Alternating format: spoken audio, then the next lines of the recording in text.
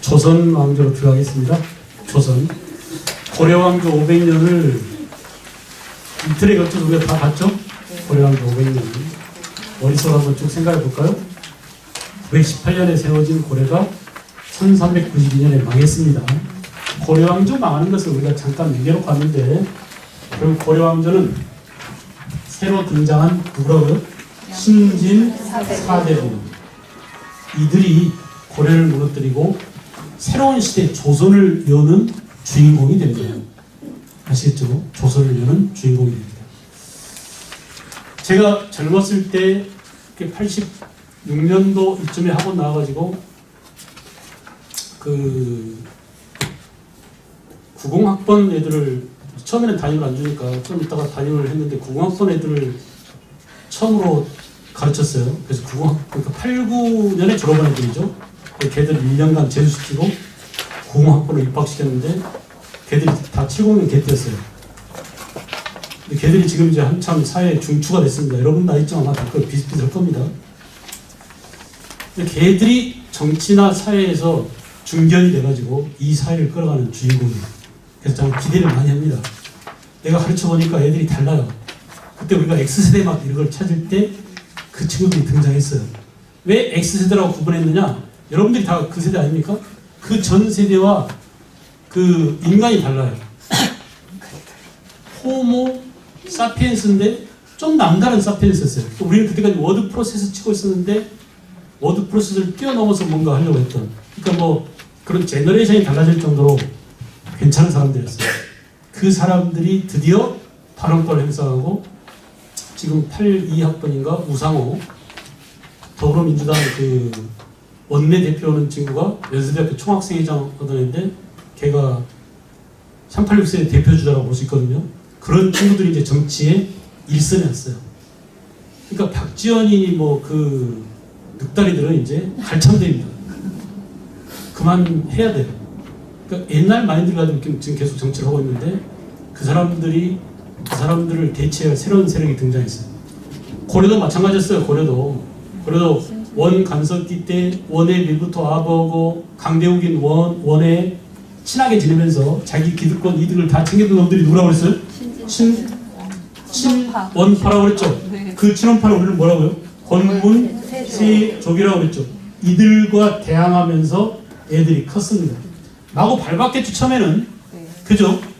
그러니까 지난 그 국회만 하더라도 그 누구냐, 아까 얘기한 386세대 주자들 또는 386 세대들을 마구 때려잡던 검찰 출신, 경찰 출신 이런 사람들이 한나라당이나 새누리당에 많이 있었는데 요번에 이제 거의 많이 나갔어요.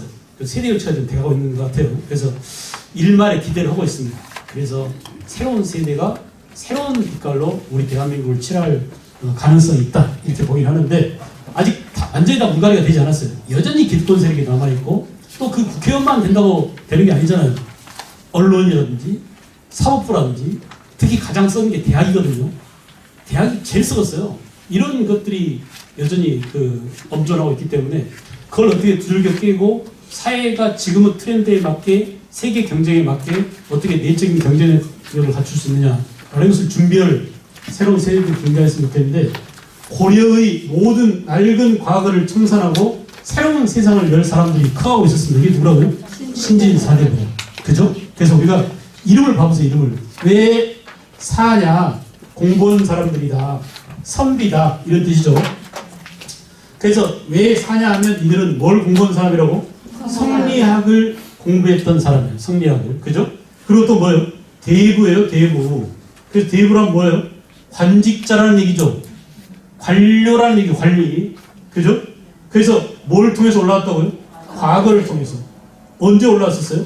공민왕 때. 공민왕이 무신들이 없애버린 과거를 무신들이 없애버린 과거를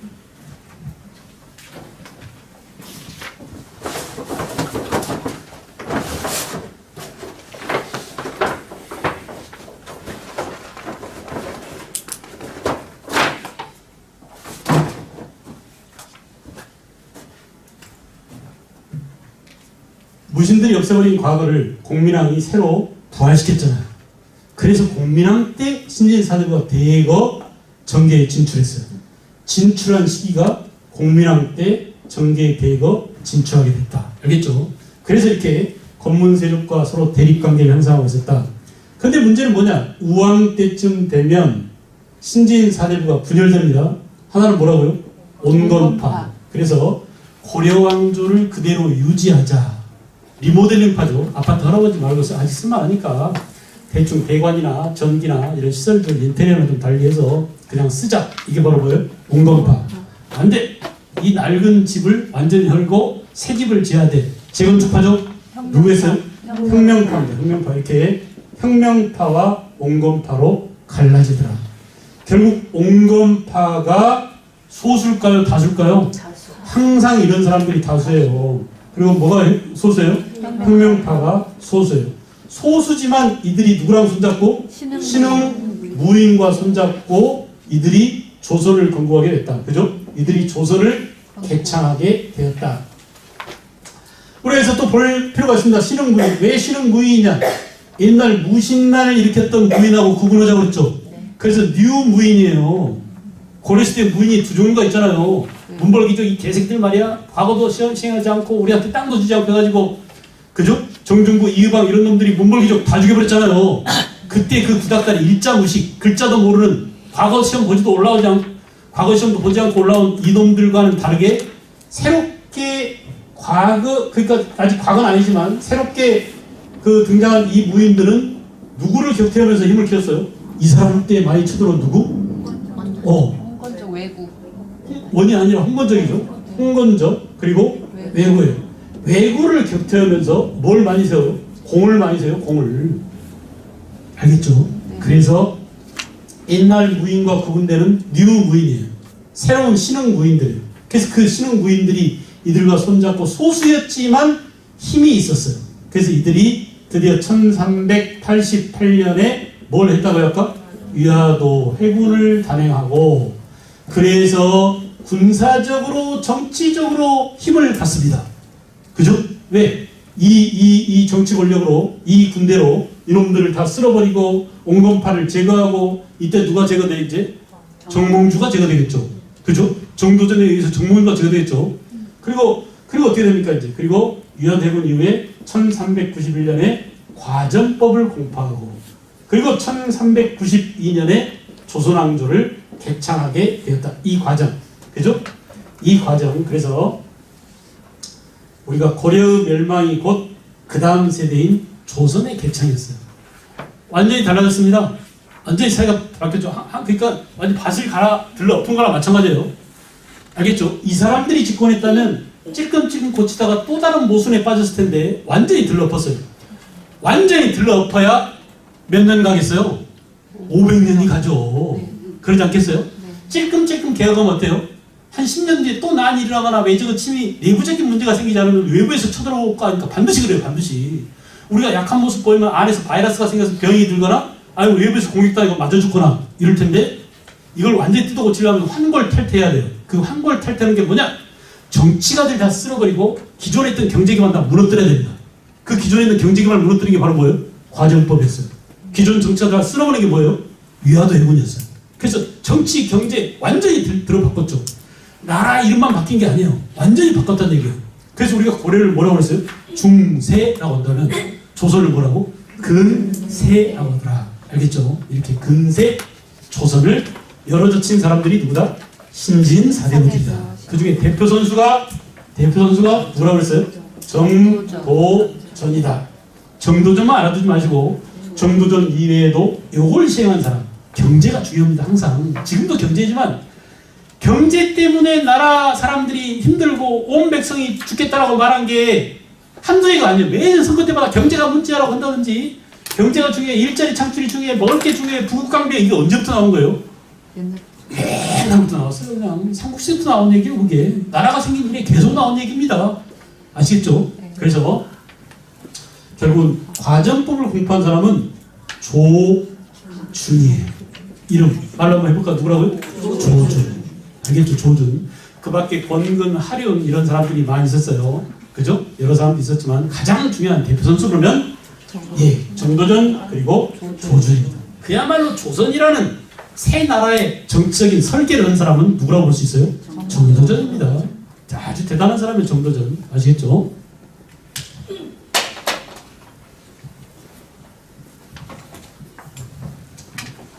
자, 그래서 이제 오늘은 조선 전체를 한번 가볍게 쫙 나눠서 우선 빨래줄을 만들어야 되겠죠? 그래요, 안 그래요? 이 닭꼬치 만들면 꼬치가 있어야 거기다 꽂을 거 아닙니까? 그래서 시간의 구분을 쫙 한번 해보고 거기다가 이제 사건들을 쭉 배열해놓고 앞으로 우리가 공부하게 될 조선이란 이런 겁니다. 로드맵을 잡아보고 끝내도록 하겠습니다. 아시겠죠? 지금 될까요?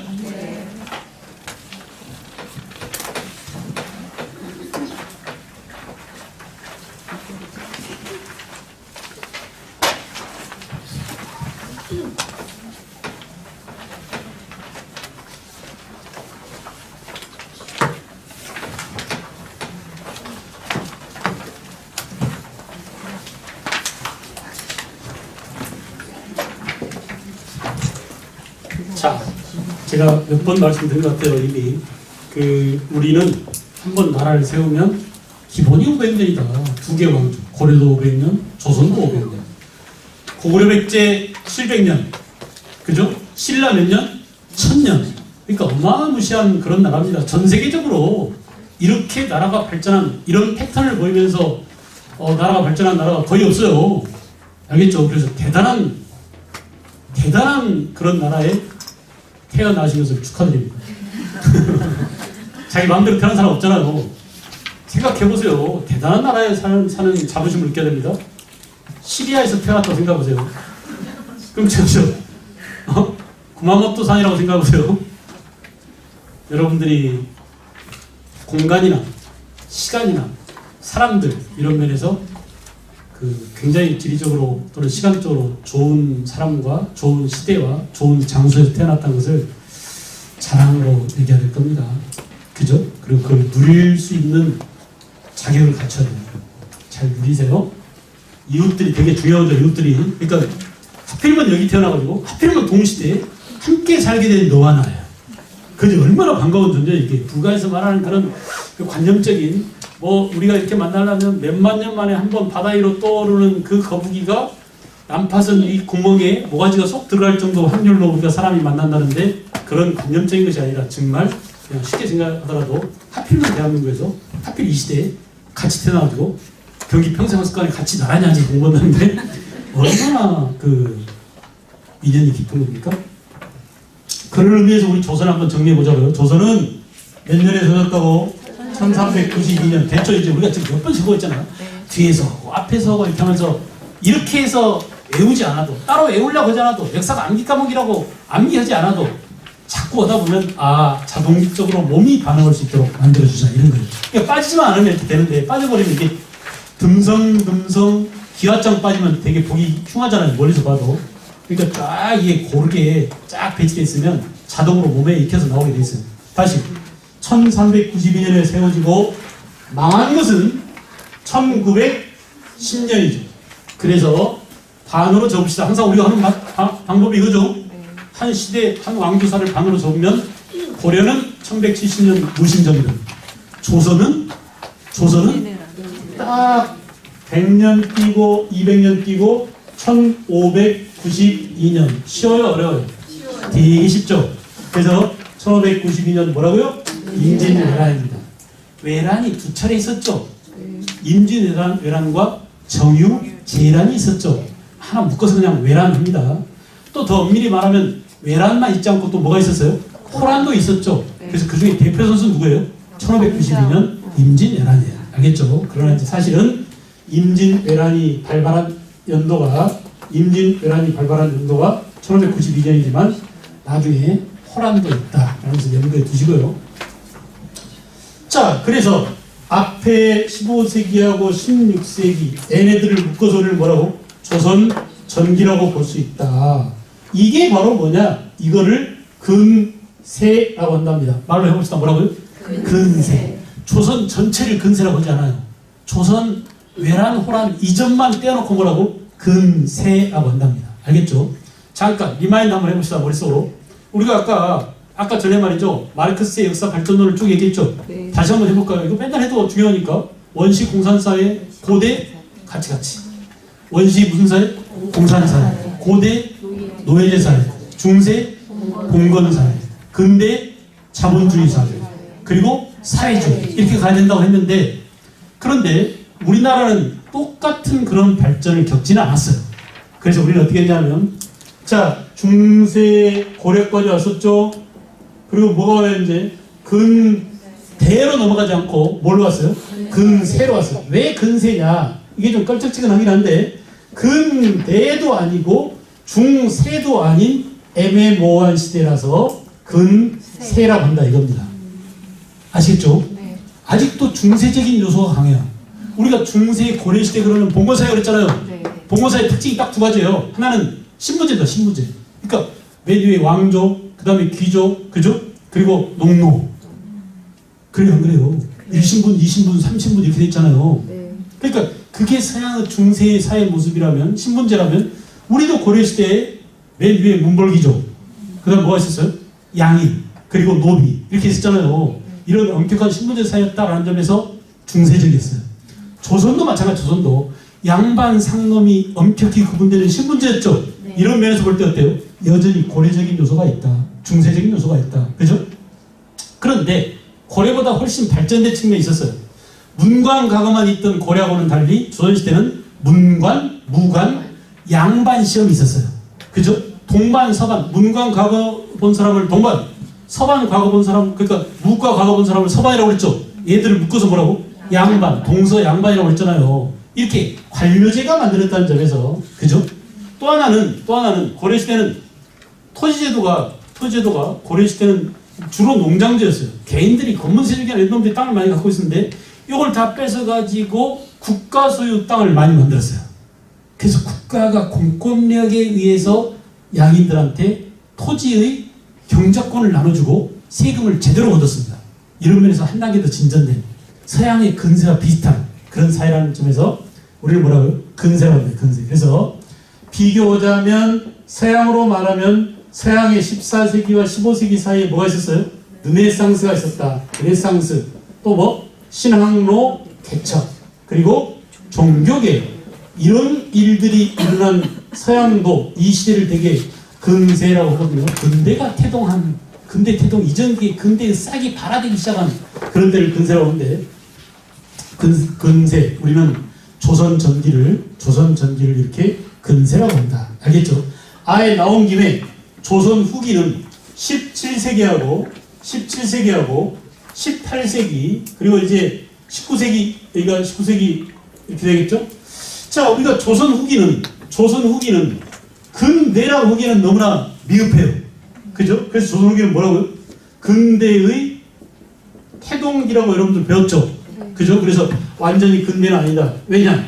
우리가 비교해서 서양과 비교해보자면, 서양으로 말하면 근대는 민주주의가 이루어져야 돼요.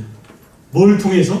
시민혁명을 통한 민주주의가 달성돼야 근대라고 하는데, 우리는 17, 18세기에 시민혁명이 있었다는 소리 들어봤어요? 못 들어봤어요? 못 들었죠? 민주주의 했어요? 안 했어요? 못 했어요. 그러니까 근대라고 부를 수가 없습니다. 그죠? 그리고 또 정치 이외의 경제에서도 자본주의가 산업혁명의 결과물로서 자본주의가 완성돼야 되는데, 영국이나 프랑스나 이런 나라 어때요? 프랑스는 그 영국에 뒤이어서 산업혁명이 이루어지고, 영국이 18세기 후반에 산업혁명이 이루어지죠. 그래서 서양은 이미 자본주의가 달성됐단 말이에요. 기타 이제 시민혁명으로 사회적으로도 신분제가 폐지되는 무슨 사회? 평등사회로 가야 되고, 그리고 근대 인간의 이성을 강조하는 합리주의, 계몽주의 사상이 등장해야 돼요. 이게 등장해야 근대라고 하는데 우리는 근대로 가지는 못했어요. 그러나 근대는 못 갔지만 우리는 어때요? 태동하고 있었다. 근대가 뱃속에서 태동하고 있었다. 요즘 내가 태동을 그냥 적나라하게 보고 있는데 이건 사람이 있는 거 다 보여. 이거 생명체가 있는 거예요, 없는 거예요? 있어요. 그거랑 똑같은 겁니다. 지금 아이가 배 자궁에서 쭉 나와가지고 출산해야만 아이가 생명이 탄생한 게 아니라 이미 엄마 뱃속에 있을 때부터 생명이 탄생한 것과 마찬가지로, 서양은 이런 피 흘림의 과정, 혁명이라는 아주 그 크나큰 대가를 치렀어요. 그리고 근대를 낳았습니다. 출산했어요. 근데 우리는 어때요? 근대를 임신만 하고 있었어요. 이렇게 써놓을까요? 근대? 적나라한 표현이죠. 그래서 태도가 뭐였어요? 출산했어 못했어요? 출산을 못했어요. 왜냐고 왜? 일본 놈들이 배를 걷어찼다. 그래서 어떻게 했어요? 우리는 난산했다. 근대로. 그래서 근대를 해야 될 그 찰나에 우리는 뭐가 됐어요? 식민지로 가버렸어요. 이해가 갑니까? 네. 이게 조선 후기 역사입니다.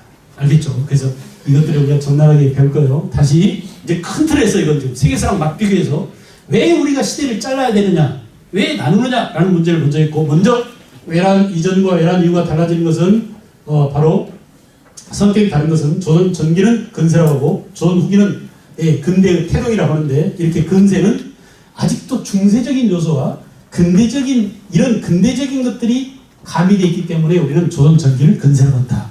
그럼 조선 후기는 그렇다고 조선 후기가 완전히 근대가 됐냐 하면 아직 근대가 완숙되지 못하고 출산되지 못한 상태에서 뱃속에서 근대라는 생명체가 뛰고 있었다. 민주주의는 못했지만 자본주의도 싹이 트고 있었고요. 여러분 때까지만 하더라도 광작 이런 거 배웠죠? 왜 말 못하세요? 이모작 이런 건 배웠죠? 네. 그거 이모작 해서 나온 게 광작이잖아요. 노동력 절감 배웠잖아요. 내가 다 가르쳤는데. 네. 하여간 어쨌든 나중에 합시다. 나중에. 그리고 우선 이제 크게 갈라봤습니다.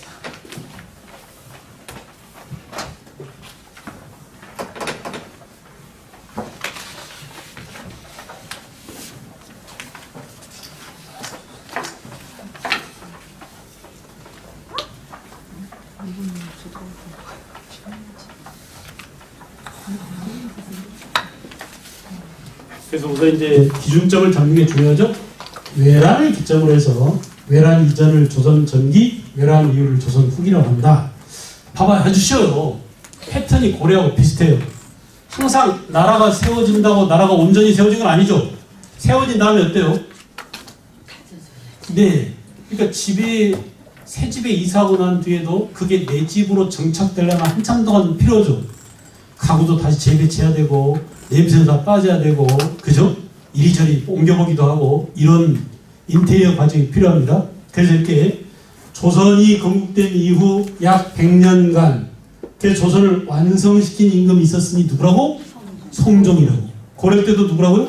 성종. 고려 성종은 항상 누구랑 파트너를 이뤘다? 최승로. 그죠? 조선시대는 성종 임금 때 조선의 완성된 법전 뭐가요? 경국대전이 나왔어요. 그래서 이때 완성 반포되었다라고 해야 합니다. 만들기 시작한 것은 한참 돼요. 할아버지 세조 때부터 이미 있었어요. 근데 이걸 수정하고 반복 교정하고 이렇게 해가지고 최종적으로 딱 완성해서 내놓은 건 언제라고? 성종이에요. 그 사람의 이 업적을 따서 이름이 뭐예요? 이룰 성자 성종입니다. 그죠? 임금 묘호가 성종이다. 이렇게 됐어요. 자, 그 다음에 이제 오늘 이제 여기까지 성종 때까지 이 과정을 보자면, 태조. 자, 태조 누구죠? 이성계죠. 이성계. 건국자이기 때문에 아주 중요하지만 사실 태조 때는 냉철히 생각하세요. 냉철히 왕은 있었으되 왕권보다는 누구 힘이 강했다고? 신하들의 힘이 더 셌었을 것이라고 짐작할 수 있어요, 없어요? 있어요. 내가 강요해서는 안 됩니다. 엄마들이 이해, 언더스탠드 해야 돼. 맞아, 그랬겠네. 이치가 왕이지만 요즘 뜨는 연예인 누구죠? 송중기? 송중기 좋아해요? 그럼 송중기를 할까요? 송중기를 우리가 왕으로 모십시다. 동의하세요? 네. 완전히 빠졌구만 이거. 진짜요? 아니요. 막노릇 잘할까요? 아니요. 좀 그렇죠? 좀 그렇죠? 그런 게 있었어요. 싸움도 잘하고 외구도 교태하고, 야 임질 외놈들이 쳐들어왔을 때 막 그냥 개박살 냈다는데 우리 이성계가 근데 이성계를 왕으로 만들까 할 때는 조금 문제가 있었어요. 그래서 그걸 보완해 준 사람이 누구예요? 정도전. 송중기 괜찮아. 내가 옆에서 다 해줄게. 너는 그냥 얼굴마다로만 있어. 왕 모자만 쓰고 있어. 의자에 앉아만 있어. 내가 시킨 대로 해. 그리고 라고 아주 뛰어난 제갈공명 같은 참모가 있다면 어떻겠어요? 송중기는 그러면 왕으로 옮겨도 될까요? 네. 될 거예요 아마도. 그런 역할. 그러면 송중기가 왕이 했다고 하더라도 실권은 누가 다 쥐고 있을까? 정도전이 옆에 있는 참모가 지금 이게 그러니까 꼭스카시가 노릇밖에 못하는 거예요. 그래서 초창기에 이렇게 태조 이성계 때는 왕권보다도 신권이 강한. 아시겠죠? 네. 여러분 봐봐요. 생각해봐요. 고려 500년을 겪으면서 결국은 왕과 왕족들이 나라를 다 들러먹었다고 볼 수 있어요. 문벌귀족들이잖아요. 외척들이잖아요. 네. 그죠? 그래서 고려 후기도 마찬가지로 공민왕 이후에 기황후 들어봤죠? 네. 그 기황후가 얼마나 악행을 저질렀는지 알죠? 네. 동의하지 않으시나요? 드라마만 봐서 그래요. 드라마에는 기황후가 좀 좋게 나오니까. 근데 실은 기황후의 오래비 이 기칠이라는 놈이 대표적인 친원파 선수예요. 그래서 그냥 우리 그 고려 백성들 쪽쪽 다 빨아먹었어요. 알겠죠? 그러니 얼마나 나쁜 놈입니까? 그러니까 그런 것들을 떨쳐버리고 아니야. 임금이 머리가 나쁘면 나라를 팔아먹을 수도 있고 나라를 뺏길 수도 있고 그러니까 임금이 아무리 바뀌고 임금의 머리가 아무리 안 좋더라도 옆에서 우리들이 잘 보자면 나라를 잘 끌고 갈 수 있는 그런 체제를 만들자라고 생각이 누구예요? 정도전이에요. 생각이 좋아요, 나빠요? 좋아요. 굉장히 좋은 거였어요. 정도전 생각은. 아시겠죠? 그럼 누가 제일 억울할까요? 이 집 자손들이 억울하겠죠. 네. 그래서 지금부터 싸우면 누구랑 싸움해요? 신하들이, 현명한 신하들이 아무리 왕손들이 머리가 나쁘더라도 우리가 잘 보필하면 나라를 잘 끌고 갈 수 있게 시스템을 만들 것이냐 아니면 왕 마음대로 할 수 있는 나라를 세울 것이냐 이 두 가지를 놓고 왕족과 신하들 사이에 싸움이 벌어집니다. 이게 여기까지 100년이에요. 알겠죠? 그래서 태조 때는 이랬고요. 그 다음에 이제 그 아들 누가 태종 이방원이 누구를 제거했어요? 정도전을 제거하고 이게 정도전이죠. 네. 정도전을 제거하고 결국은 이 부동호를 이쪽으로 바꿨습니다. 왕권보다 신권을 약화시켰죠. 그죠? 이게 대표적인 이것을 보여주는 이것을 상징하는 대표적인 시스템이 육조 직계제죠. 그죠? 그래서 이게 아주 잘 나오는 이것 때문에 요거를 이렇게 바꿨기 때문에 이걸로 가지고 그죠? 이걸 가지고 그래서 뭐 이거 말고도 여러 가지 있는데 그중에 대표 선수가 이겁니다. 대표 선수가. 그래서 이게 아주 잘 나와요.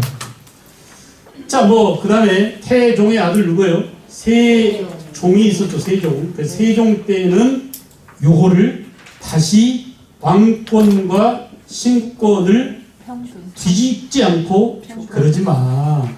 똑같지는 않지만 이렇게 하면 될까요? 이거 뭔지 알죠? 네. 요거 알죠? 이렇게 비등비등하게 만들어놨어요.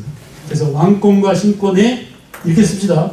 조화와 또 다른 말로 뭐라고? 균형을 찾으려고 했다. 말 괜찮죠? 네. 왕권과 신권의 조화와 균형을 찾으려고 했다. 세종 때입니다. 세종 때. 자, 그런데 문제는 뭡니까? 세종 때부터 문제가 생기죠. 우리는 정말 불세출의 영웅. 세상에서 가장 빼어난 임금이라는 뜻으로 세자를 넣었어요. 그죠? 그 세종 임금을 우리는 맞이해서 정말 태평성대를 구가하고 그러니까 우리가 현재 누리고 있는 여러 가지 제도 가운데 가장 중요한 게 한글이죠. 네. 이 한글을 만들어 주신 것만 하더라도 우리는 곤두백번 절을 해야 됩니다. 세종한테. 알겠어요? 네. 그래서 그런 정도로 위협을 남긴 세종 임금인데 그 세종 임금의 불행에도 아들이 누구였어요? 문종이었어요. 이 문종이 오래 살진 못했어요. 문종이 굉장히 똑똑했답니다. 웬만하면 문종 할 때 문자를 주지 않아요. 왕들한테. 글 공부 못하고 까불고 그럼 문자 안 줍니다. 아주 글을 좋아하거나 글을 잘 쓰거나 문화적 업적을 남긴 임금한테 문종을 주는데 그런 정도로 내가 볼 때 세종 임금 업적의 3분의 1 정도는 이 문종 왕세자가 다 도와준 거예요. 그런 정도로 똑똑 스트레스 많이 받았어요. 그래서 일찍 죽었는지 몰라요. 그래서 왕이 된 지 2년 만에 문종이 죽죠. 그러고 나서 보니까 무슨 일이 생겨요? 결국은 세종 임금 때 이 신하들 약화된 신하들을 세종 임금이 키워줬잖아요. 이 관계를 따져보세요. 그래서 이때 신하들이 바로 누구냐? 집현전 출신 신하들인데 이 집현전을 키워주다 보니까 결국은 문종이 죽고 어린 세자 누가요? 단종이 왕위에 오르자 다시 신권이 강화되고 왕권이 약화되었다. 12살짜리 어린애가 왕이 됐으니 이제 대신들이 임금을 쥐락펴락 하겠죠? 전하, 저희들이 시키는 대로만 하세요. 전하께서는 걱정하실 거 하나 없습니다. 송중기도 다 했습니다 하면서 옆에다 어떻게 했어요? 노란색으로 표시를 해줬어요. 그래서 임금은 신하들이 이렇게 표시해준 것만 읽기만 하면 돼. 알겠어요? 요번에 누구를 임명하는데 요 사람에다가 동그라미 쳐놓을 테니까 전하께서는 이 사람 이름을 읽어주세요. 그죠? 형식상 누가 발표한 거예요? 임금의 어명이지만 실은 뒤에서 누가 다 리모컨 통치를 하는 거예요? 신하들이 하는 겁니다. 이런 정치를 이렇게 얘기했어요. 노란색으로 표시해서 한 정치라고 해서 황표정사 그랬어요. 정사를 황색으로 표시해서 돈을 받다. 그런 정도로 왕권이 강했다 약했다? 약했었다라니. 이 꼬라지를 못 본 사람이 바로 누구예요? 문종의 동생이 누구예요? 세조죠. 세조 때에 다시 이걸 뒤집어서 세조 임금이 다시 뒤집어서 이렇게 왕권을 강화시키고 신권을 약화시켰는데 또 자기 할아버지 태종 때처럼 뭘 시행했어요? 육조 직계제를 또 시행했어요. 그러니 육조 직계제가 시험에 나오겠어요? 안 나오겠어요? 나옵니다. 조선 전체 역사를 통틀어서 육조 직계제가 시행된 것처럼 왕권이 강했던 때가 딱 두 번밖에 없다 이거예요. 언제? 태종 때하고 언제? 세종 때. 나머지는 왕권이 그렇게 강하지 않아요. 왕들이 이렇게 세지 않습니다. 저 뒤에 가서 누구 때나? 영조 때나 정조 때나 가야 왕권, 숙종 때나 이때쯤 가야 왕권이 세지. 그 전에는 왕들이 비리비리 했어요. 그러니까 전부 다 신하들이 마음대로 정치를 하는 그런 정치를 제대로 잘 디자인한 사람이 누구예요? 정도전이었대요. 정도전. 근데 이 정도전을 제거하고 탈환을 일으키면서 태종 때 왕권이 강화됐다가 태종 아들 세종 때 비등비등 했다가 다시 뒤집었다가 세조가 그죠? 다시 이것을 성종 임금이 그러지 마세요. 경국대제는 어떻게 했어요? 세종 임금께서 만드신 이대로 왕권과 신권에 뭘 추구하는? 조화를 추구하는 그런 모범적인 정치를 구가하려고 했습니다. 그래서 만들어진 게 뭐라고? 경국대전이다. 완성 반포된 게 조선 성종 때다. 이런 얘기입니다. 여기까지 할까요? 네. 아쉬워요? 끝까지 다 할까요?